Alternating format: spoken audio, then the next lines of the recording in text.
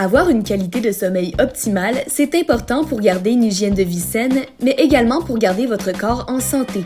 D'après la Fondation Sommeil, notre comportement joue un rôle crucial en aidant notre cerveau et notre horloge biologique à fonctionner correctement.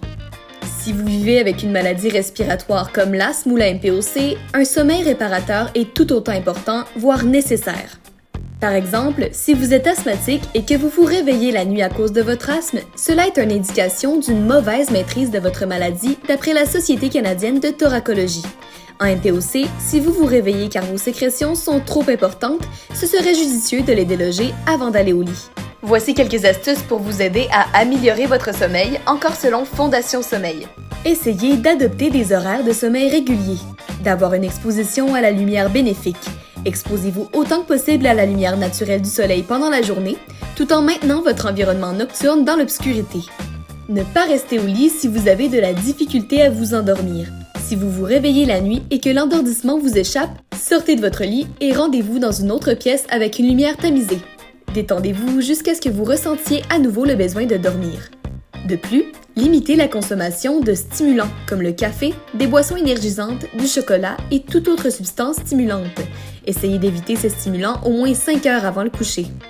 Optez pour une atmosphère propice au sommeil. Réglez la température à votre idéal, munissez-vous de rideaux insonorisants, etc. Adoptez de saines habitudes alimentaires. Évitez les aliments trop acides car ils peuvent provoquer des reflux gastriques, qui sont particulièrement gênants lorsque vous êtes en position allongée.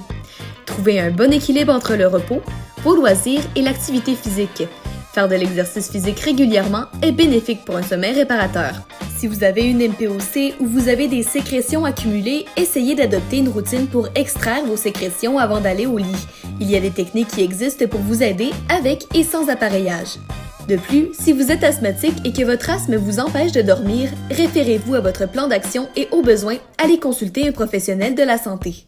Pour avoir des bonnes habitudes de sommeil, il faut essayer d'éviter quelques éléments.